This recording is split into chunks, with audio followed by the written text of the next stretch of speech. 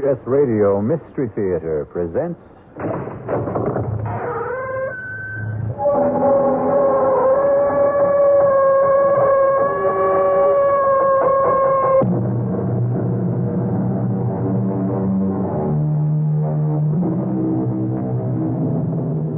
Come in.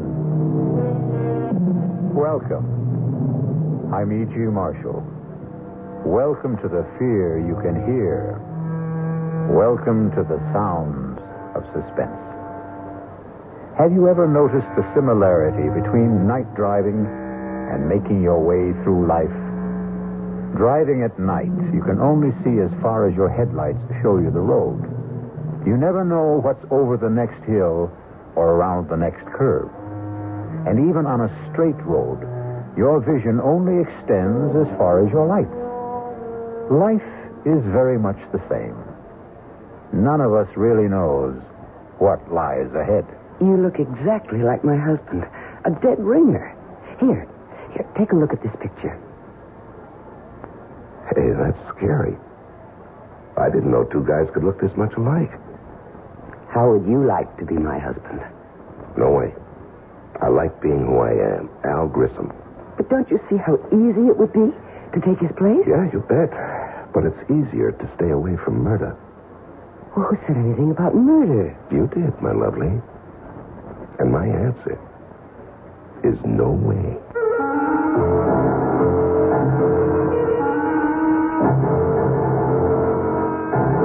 Our mystery drama, Dead Ringer, was written especially for the Mystery Theater by Murray Burnett and stars Leon Janney. It is sponsored in part by Anheuser-Busch Incorporated, Brewers of Budweiser, and by the Kellogg Company, makers of Kellogg's Special K cereal. I'll be back shortly with Act One.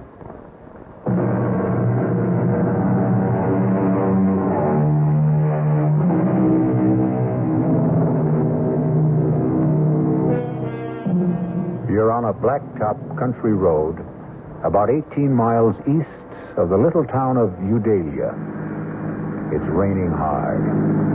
You're driving a Citroen Maserati, and it handles. But you have your problems.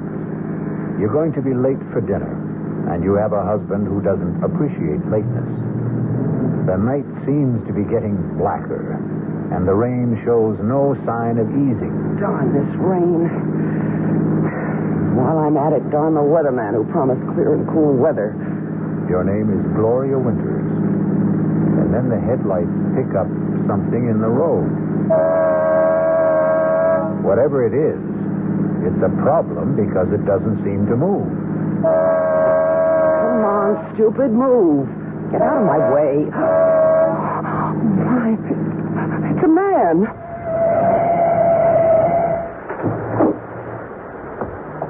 What happened? A car hit me and drove off. Thanks for stopping. That's okay. Well, a lot of people didn't. Do you think you can make it to my car? Yeah, with a little help. Okay. There we go. Oh. That's it. Steady now. Yeah, I guess I better. Just slip into the seat. Yeah. There you go. I'll close the door and come around the other side. Watch yourself. There's some crazy guys driving this road. You're soaked. And you are hurt. I'll take you to the Hermitage. What's that? The hospital. Oh, no. No hospital. You're bleeding. Now, looks worse than it is. It's sure playing hell with your car, huh? Well, you must go to a hospital. Oh, no way. But why? Because hospitals are for dying. Oh, that's crazy. That's what everyone tells me. Oh, I don't care what Look, I can't ever thank you enough for picking me up, but I have this thing about hospitals. But you I really... promise you, I'm not going to die. Okay, but where to? The Three Coyotes Motel. It's just outside. I know where it is. Oh.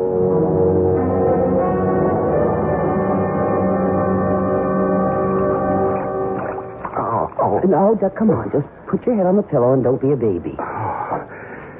You're some dynamite kind of good Samaritan. Well, I have a right to see what you look like under all that dirt and blood, haven't I? No argument. This may hurt. Oh. There. Well, now you're beginning to look like you have it perfectly. It's that bad, huh?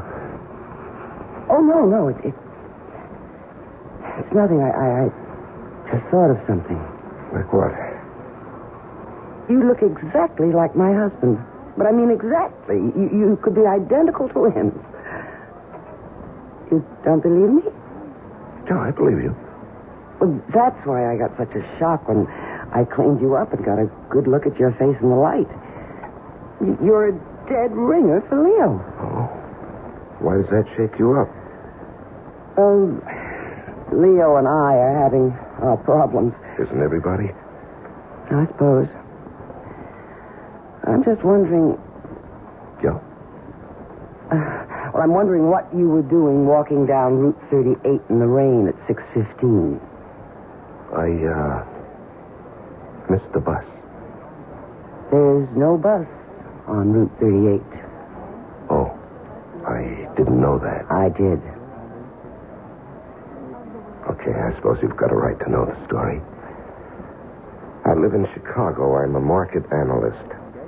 Come again? I advise my customers about what to do or what not to do in the stock market, sort of a security specialist. Are you, married? Oh, no. But that's part of the story. Years ago, I fell in love. She was from Chicago, too, but it didn't work out. You've heard the story 100 million times. You met someone. We said a sentimental goodbye. She cried. I felt sick, and we made the usual commitments. If she ever needs me, you know. Romantic. Mm-hmm. Romantic. Well, the day before yesterday, I got a call from her. She was living near Eudalia. She was in trouble. What kind of trouble? Well, it was private. And there'll be no names. Okay. So I came. Naturally, she didn't want her husband to know. She didn't want my car to be seen by the neighbors. Well, you know how small towns are. Yes, I know. So I let her call the shots. She picked me up, drove me somewhere close to her house. She was supposed to drive me back, but her husband had called and said he was coming home early. Well, where was he supposed to be? He was on a business call that would have kept him from getting home before 9. So our appointment was cut short. She panicked, and I walked, trying to thumb a ride. This weirdo came along, and pow. And you found me. What a difference. What a difference. You look like Leo, but you're completely different. Leo wouldn't cross the street to help a blind, crippled kid find his crutch. While you... And you stopped and picked up a stranger lying in the road. Well, I told you that Leo and I don't get along. But you married him. I didn't know what it would be like. Anyway, what are you going to do now? Oh, I'm going to change motels and lie low until I can go back to Chicago without having to explain the way I look. What about the girl you came to help? No, that was a bad scene. No, nothing I can really do for her. She has a decision to make. So have I. Will you help me to make it? If I can. Oh, you can, Al. You can. In a very big way.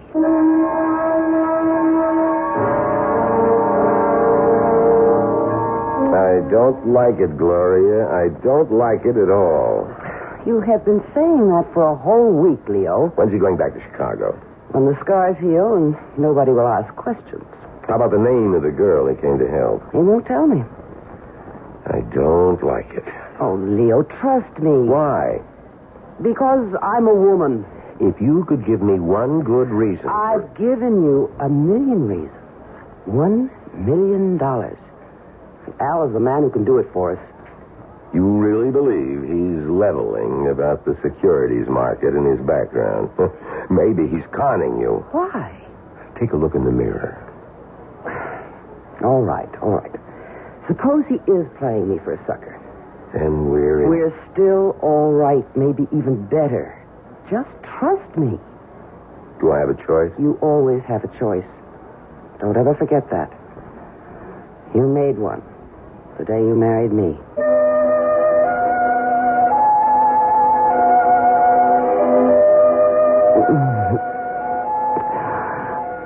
Oh, I do love you, Al. Me too. No, we have some serious Come things. here. Come on, I'll be serious. We can't go on like this. What? Isn't that what you were going to be so serious about? Tell me that we can't go on like this? Well, yes. How did you know? Oh, because people are more predictable than the stock market. And, darling, I've studied the market, and I know its moves. Okay. Then continue. With what? What else I had to say? Oh, it was going to go something like this. I told you I was fed up with Leo, and until you came along, I just didn't see any way out, but now... You're doing super. Go on. But now, if we love each other, I can divorce Leo, and we'll get married and live happily ever after. Right? Not exactly. Where'd I go wrong? On the divorce. You don't want a divorce, Leo? I know Leo. He'd never give me a divorce. Does that matter? Well, a woman wants a little security. Hey, with your looks, you don't have to worry about that. Looks don't last forever. Well, nothing does. Some things do. Okay, name one. Death? You know, I never met anyone like you. Not even that girl you came out here to help? Not even her. And you have no parents, no relatives. Nobody except yourself. Just me and my shadow. We've talked a lot about Leo. You've never seen him. And I don't want to. I'd like you to look at this picture of him. That's scary. I didn't know two guys could look this much alike. I told you. Yeah, but... You thought I was laying it on for your benefit. I guess. And now? I believe you couldn't tell us apart. I guess this was in the back of my mind ever since I first saw your face. What was? How would you like to be Mr. Leo Winters? Oh, no way. I like being Al Grissom. Don't you see how easy it would be to take his place? Yeah, fine, but what happens to him? Well, that's the problem, isn't it? Yeah, that's the problem. I thought maybe you could think of a way out. Yeah, I can, but I don't like it. Try it on me. No, I think you've already tried it on, and you like it. Maybe. Not maybe, positively. That's what you wanted to lay on me when you said you wanted to talk. You're not only sexy, but you're smart. Yeah, you bet. Smart enough to stay away from murder. Well, who said anything about murder? I did, my lovely, I did. I said murder. And I also said no way. But that's stupid. You don't even know Leo. You're really serious about trying to get rid of him. Oh, think of what it would be like. Mr. and Mrs. Leo Winters, you and me, happily married for the rest of our lives. Now, you jumped about 3 tracks in a couple of miles. You're too far down the road. Why? How did you get Leo to let you come and see me? Did you tell him we were playing backgammon or chess? Well, you know how greedy he is. He thinks that you're going to make him a lot of money with your connections in the Chicago markets. But we've still got a little problem to solve about his departure. Ah, then you're interested. Lady, if I hadn't been interested, either you or I would have been long gone from this room. You must have been thinking about this for some time. I have. And you must have come up with some ideas. I have. Well, I'd like to hear them before I commit myself. You will. But I promised Leo I'd be back at 3:30 sharp. That doesn't give us enough time to discuss it now. No, but it does give us enough time to... Seal the bargain?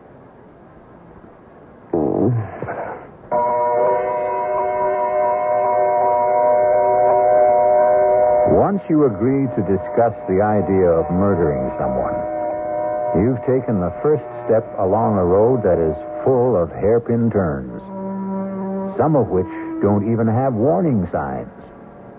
We'll be back shortly with Act 2.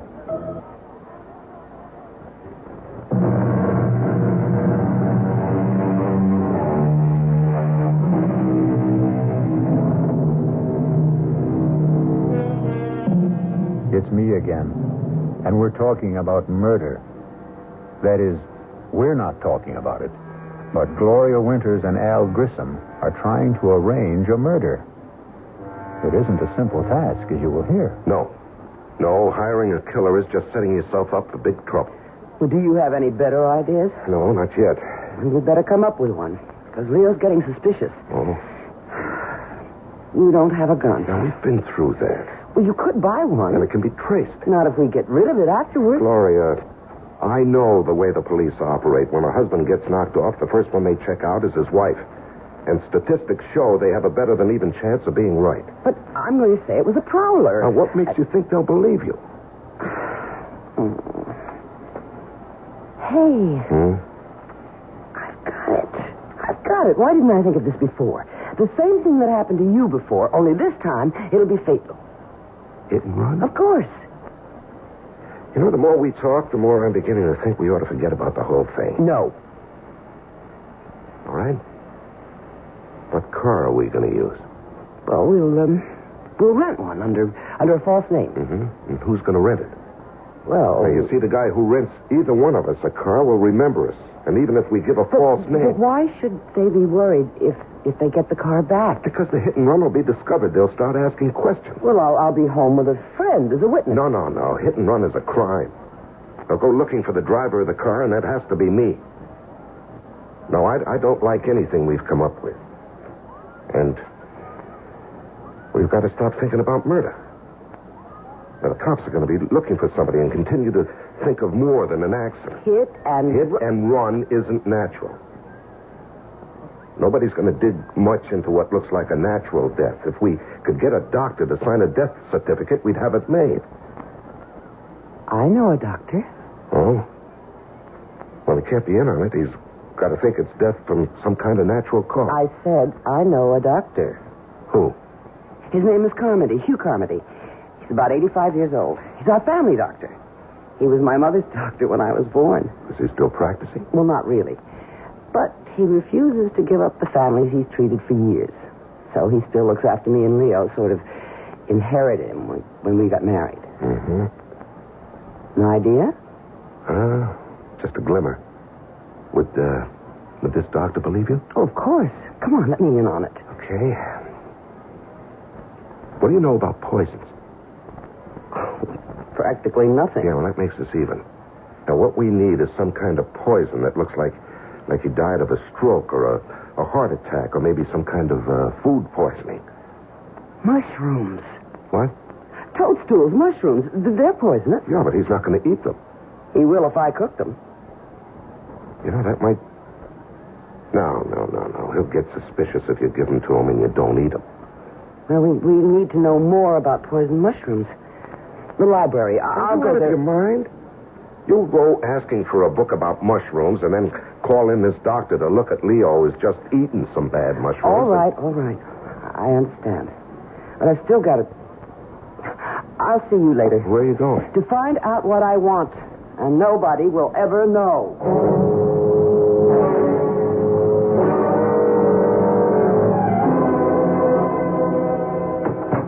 Al? B? Where have you been? To see Dr. Carmody. Of all the dumb plays. Relax, darling, and give me a kiss. I think I really have something. What did you do? Toadstool. A fleshy fungus that is poisonous or inedible as distinguished from an edible mushroom. Oh, great. We knew that before you left. But we didn't know that aconite, which was formerly much used as a cardiac and respiratory sedative, is the poison that comes from toadstool or monkshood and can be deadly. You didn't ask? Of course not. I know that Dr. Carmody always visits his few patients between 3 and 4, so I went to his office, told the nurse I wasn't feeling well. No. She knows me and let me in to wait in his office. And he has a lot of books. So I read. Yeah, and what did you tell Carmody when he came back? Oh, he's such an old love. I made up a story about being tired and not feeling well, and he gave me a tonic, which I'm going to get. You know, maybe we're getting somewhere. Oh, we're there, darling. We are there. All right, slow up. Now, first, where can we get the Aconite. Aconite. Yeah, that's it. Suppose I told you we don't have to get it. Well, I'd like to hear why. Okay. My dad had a bad heart. Oh, how long ago was that? About 7 years. And you're telling me that this Dr. Carmody prescribed Aconite? Right. Well, how do you know the stuff's still good? I don't. Well, it doesn't seem to be. Well, this is the only way we can handle it. If it doesn't work, we won't get into any trouble. And if it does, we won't get into any trouble either. So what have we got to lose? You know, when you put it that way... Do you know any other way? No. Then let's try it. Okay, let's work it out. Okay. Day after tomorrow, Thursday. That's Eileen's night out. Right. I'll buy the mushrooms tomorrow. Then I'll cook a great steak dinner with all the trimmings. And Leo and I will eat it. And you, too. Of course, I'll have to. I won't eat too much, though. But enough to make me a little sick. Yeah. Then when Leo begins to feel sick, I'll suggest we call the doctor. Carmody. Of course, Carmody. He'll come and ask about what we ate, and I'll say steak and mushrooms, and he'll say, mushrooms? And right away, diagnose mushroom poisoning and give us something. Yeah, I'm with you so far. And then? And then after he leaves, I'll tuck dear old Leo into bed, tell him I have to go to the drugstore to get something. I'll go down and let you in. Wait a minute. What do you need me for? We're in this together, my love. And I want you there. Yeah, I damn well better disappear after Leo dies. That will be just fine. And we'll set up a very, very romantic meeting place.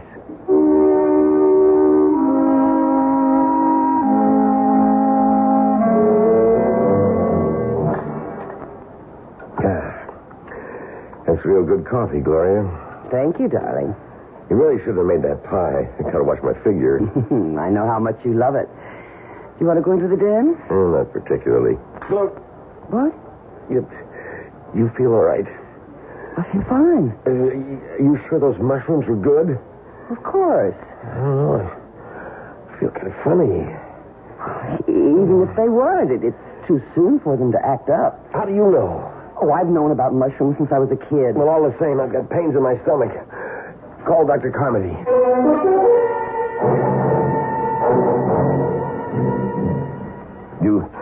You really think it's the mushrooms, Doctor? I know it's the mushrooms. Has to be. Both of you ate them, and you tell me, Leo, that you ate more than Gloria. Yeah, that's right. That's what I get for being a pig. Well, you're going to be all right. Just stay in bed, and Gloria, you get this prescription filled. What about the pain? I'm giving you a sedative also. Yeah, what I can't understand is how you cooked those mushrooms in the first place, Gloria. Your mother told you about those things when you were a child. Well, I know, and I feel just awful. I can't explain how it happened. But I'm sorry. I have no excuse. Yeah, no use crying over spilt milk. Yeah, I better get home to bed. You get that prescription filled, young lady. Oh, I will. Let me take you to your car.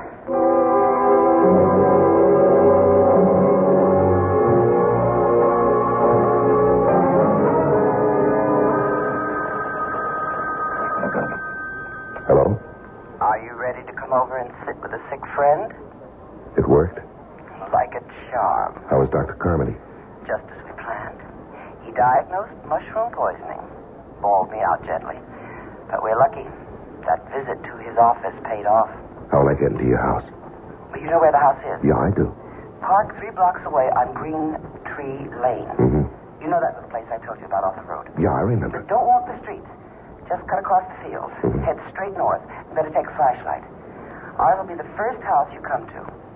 The back door will be open. Okay, I'm on my way. Make it fast as you can. I think Leo heard me come back. He'll be yelling for his medicine.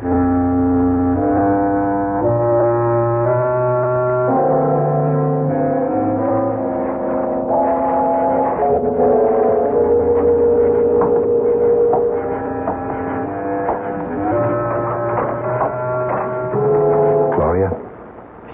Come in and shut the door. Okay. Did you lock it? No, that's a good idea. Here, let me. I'm waiting for the kettle to boil. Why?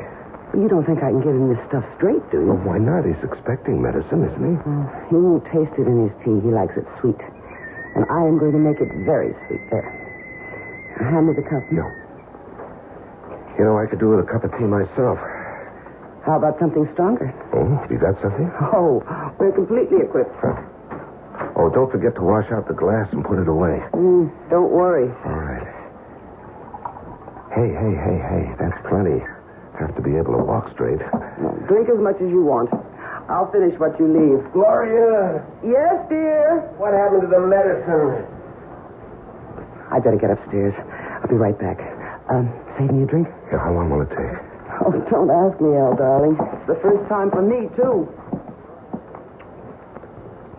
This liquor tastes funny. You know, I'm imagining things. I better finish before she gets back. Hey, I feel funny. I better sit down.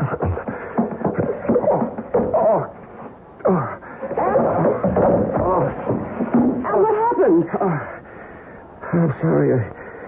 I made so much noise. I don't feel too good. Don't worry about the noise, Al. It's all right with me. What? Well, I guess the aconite wasn't too old, Al. Stupid. This was a setup all the way. All the way. I must admit you did make it tough. Not as tough as you made it for me. You know, you're a hell of a Dame. You're right, Al. No, not dame. I was going to say a hell of a liar. It wasn't all lies, Al. I'm expensive. And there is $1 million life insurance policy.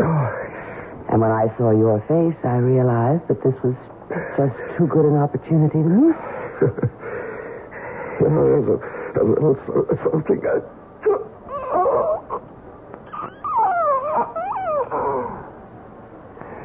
Help me get him upstairs and into my bed. Yes, dear. It's no time to get hysterical. No, I'm not. It's just funny to me that Al's going to wind up just where he wanted. In your bed.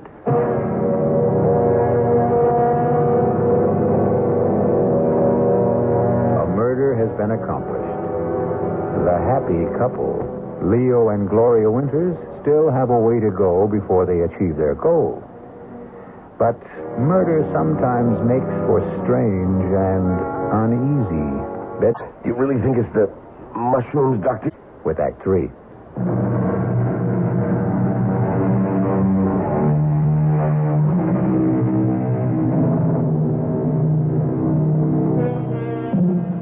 The Scottish poet Robert Burns' oft-quoted line, "The best laid schemes of mice and men oft-gang a glee," doesn't seem to apply here.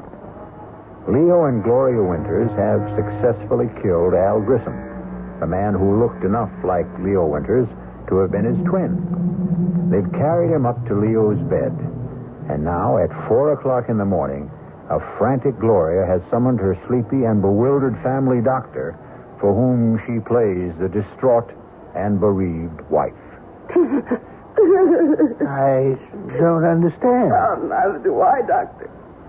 I gave him the medicine you prescribed, and he seemed to feel better. And he dropped off to sleep, and he... Well, I think you'd do well to take that sedative yourself. You can't go on this It's all way. my fault if I hadn't given No, it's no one's fault, Gloria. If there's any blame attached to this tragedy, it's mine. But certainly his symptoms earlier didn't seem to warrant more action than I took. Oh, Leo's gone. I killed him. Oh, God. Gloria? I'm sorry, Doctor. It's all right. It's perfectly understandable in this situation. Now, I want you to take this sedative and go downstairs and lie down. I'll attend to everything. All right, I will. Thank you. Thank you.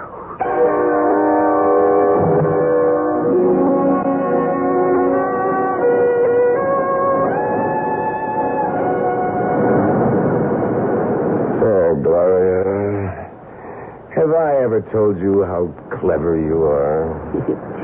Not more than 1 million times in the last week. That's an exaggeration. So I love you. You should. Without me, would we be here on Riviera in France, living the way we've always wanted, with $1 million, and the whole world waiting to see that we enjoy ourselves? Do you think we can ever go back to the States? Well, I don't want to. Do you, Leo? Much to Leo. I'm sorry. I've been pretty good, though, lately, haven't I, Al? You've been great. You must have really been good with old Doc Carmody, too. Oh, he was so upset and so confused. I threw the most beautiful fit of hysterics you ever saw. Wish I could have seen it. Oh, so broken up. So he insisted on handling everything, even the insurance people. He never gave him a chance to question anything. He signed the death certificate and had the body out of the house and into the crematorium before they ever got there. What about returning to the U.S.? Oh, I don't think we should for a while. Maybe in a couple of years, But never to Udalia. Maybe San Francisco. New York. We'll see. How about a dip? Al Grissom. A pleasure to see you again, Al. How you doing? Now, that's a silly question. I can see you're doing great. No one stays at a class hotel like this unless he's doing great. But I always said you had class, Al. Yes, and style. Oh, you want to introduce me to the girl who's hanging on to you? I'm afraid you've got the wrong man. Don't you mean you're afraid I got the right one, Al? Look, I don't know you. I've never seen you before in my life. Now, you're not being smart, Al, and you were always very smart. That is, until 3 months ago, when you made your first mistake. Hey, come on, darling. Let's get away from this. You forget it. You're finished with that getting away stuff. Well, how can I prove to you that you've made a mistake?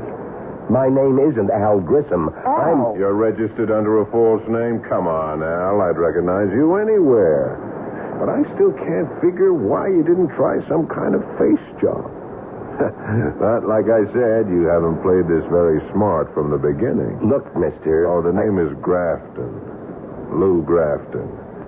And I'll meet you at the Promenade Cafe in an hour. 1 hour, Al. And you be there. Who is this guy? Don't ask me. Who should I ask? Maybe Al. Very funny. Didn't Al ever mention this Lou Grafton? Must have said something. Nothing. Well, I don't believe you. But why would I lie? I don't know. But you certainly were cozy enough with Al I to know. found out what I had to. What we had talked about. He had no family, no relatives, nothing, nobody to trace. I'd better meet this guy and find out what he's talking about. I'll go with you. I don't think that's smart. We're in it together, Al. Who knows? I may even be able to help.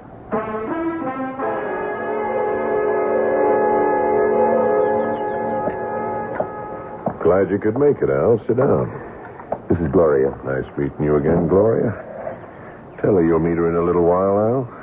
She's in on this. On the whole deal? Yes. You certainly changed, Al. You never put a dame on the spot before. On the spot. Oh, well, look. All I meant is that she's with me. You've made a mistake, and I don't even know what you're talking about. Darling, why don't we listen to what he has to say? Smart. Al, this is the only time I'm going to go soft. The only time. Well, because we've known each other so long, and... well, because we didn't pull it off the first time. Now, I've talked to John. I got him to agree that if you give us the whole take, we'll forget about what happened. The whole take? The whole $2 million, Al. All of it. Well? Yeah, I'm trying to think. What's there to think about? What's your alternative? You going to try to run again? You know we'll get you. You've seen it happen 100 times to other guys who've tried to cross us. Now, you just tell us where and when we can pick up the cash.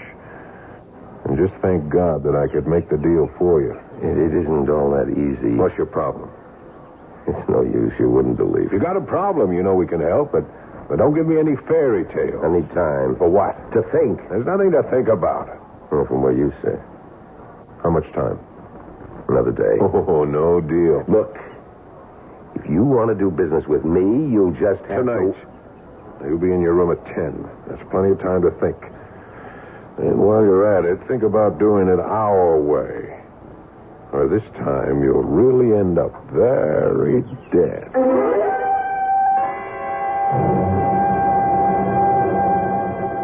$2 million. That's a lot of dollars. Yeah, you're a big help. Well, I might be if you'd stop repeating the figures over and over again. There's no way we can get $2 million. I've got to prove to them that I'm not Al Grissom. Then they'll leave us alone. And how do you do that? Of course. Fingerprints. I'll have absolute proof. Even those guys will believe fingerprints. And who's going to tell them? You? No. I've got to arrange somehow for the police to send my prints to Washington or somewhere. And the police will get word back that these aren't the fingerprints of Al Grissom, but really the prints of a man named Leo Winters, who supposedly died 1 month ago and whose widow collected $1 million in life insurance. You're right. That's the only way to go. How do we convince them I'm not Grissom? I don't know. We went to a lot of trouble to prove to the world that you were. Who was this Grissom? He must have been awfully big to get into a deal like this. I think he must be calling you. Me? Who else? Well, I don't want to answer. Oh, that's not smart. They know we're here. Now, don't start talking like Grafton. Hello? Al, it's me. What do you want? Al, I was wondering whether you'd made up your mind. Not yet. It's 9 o'clock. You said 10. I did, but John's not happy. What do I care about John? You should, Al. After all, he's got a real legitimate beef. You worked for him for years. You were always clean. You took the hot stocks and you cashed, and you made money, and so did we. But I guess the $2 million got to you. Look, I've got some more thinking to do, and I'll see you at 10. Well?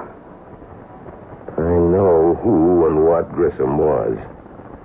He took hot stocks and bonds and cashed them, and then turned the cash over to... The boys? I suppose you could call him that. Does that help any? A little, maybe. How? At least we know what they're after. If there was some way we could trap some way to fool them. Well, suppose there were, then what? I don't know yet. And play along with me when Grafton comes up at 10.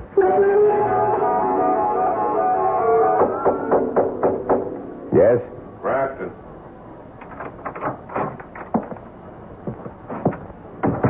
You finished thinking? All finished. And? I'll go along with you. Now, why couldn't you have told me that this morning? You had to get John's blood pressure Well, up. forget John. I told you I had problems. And I told you it would help. I don't have the $2 million with me. Well, we never figured you did. Where is it, Chicago? I'll pick it up When? as soon as I can. Would you stop playing games? When? It's back in the States. Okay. Now, you'll get the next plane. Now, not so fast.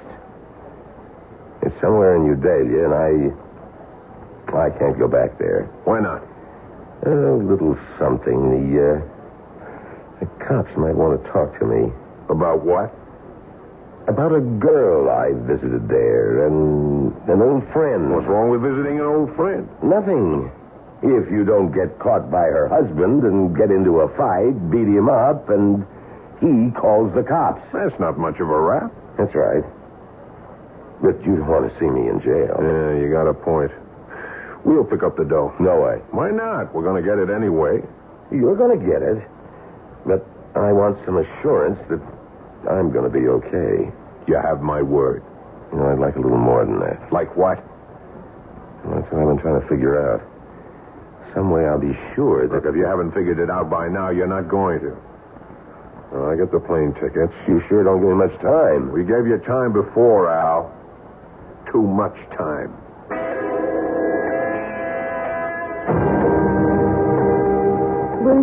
Stop pacing up and down like an animal. Gloria, I think I may have an idea. I hope.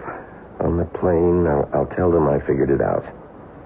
Since I can't go back to Udalia, I'll insist that I want someone representing me when they pick up the money.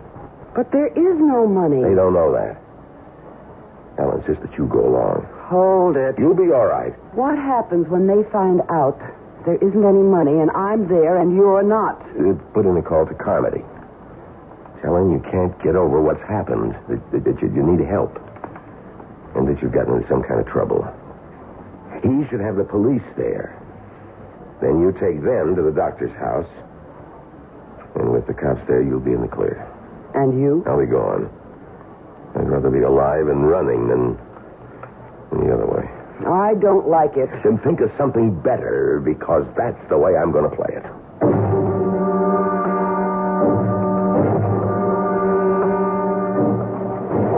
Now, Al, I know you won't get any crazy ideas at this stage of the game, but just in case you do, these two young fellas here are in our party. And they'll be on the plane with us all the way to Chicago. Thanks. Flight 396 to New York, now loading at gate 3. Flight 396 that's up. now Let's go. loading at gate 3. Excuse me. One moment, please. What do you want? Lieutenant Fourneau, Interpol. I believe you are Mr. Leo Winters. I'm afraid you're mistaken. I've known this man for years. His name is Al. Mr. Winters. You heard him. You've got the wrong man. Please, don't make a fuss, Mr. Winters. I'm instructed to hold you for the murder of an Alvin Grissom in New Delhi.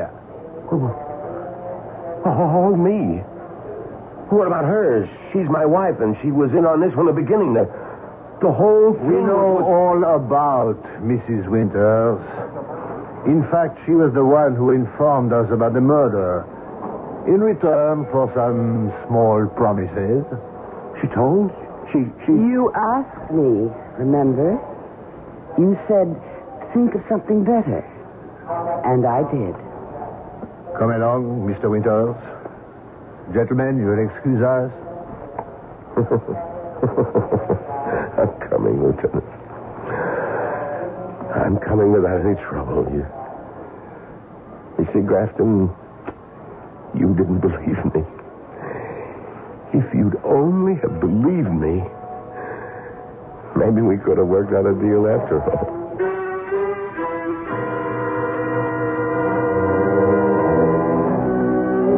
The Winters had a good plan, and it all would have worked, except for one thing they couldn't have foreseen: the bend in the road ahead, and what lay around it. I'll return shortly.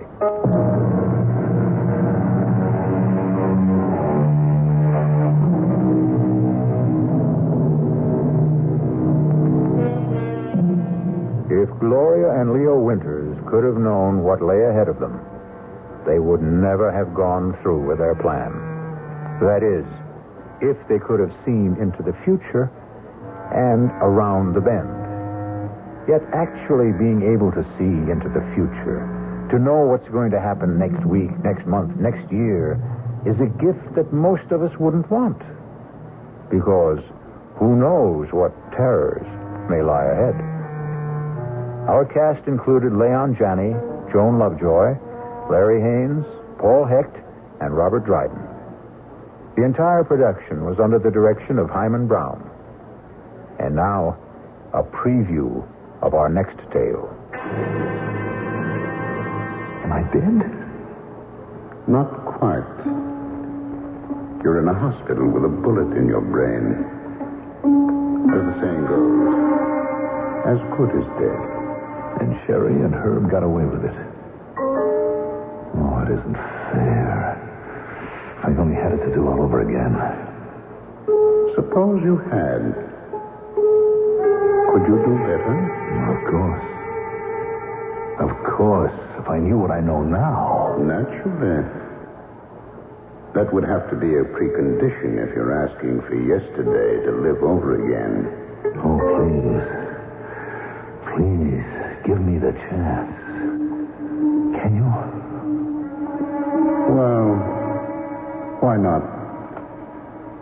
I'm a bit of a gambler myself. Let's see how you can remake yesterday. Radio Mystery Theater was sponsored in part by the Kellogg Company, makers of Kellogg's Special K cereal, and by Anheuser-Busch Incorporated, brewers of Budweiser. This is E.G. Marshall inviting you to return to our Mystery Theater for another adventure in the macabre. Until next time, pleasant dreams.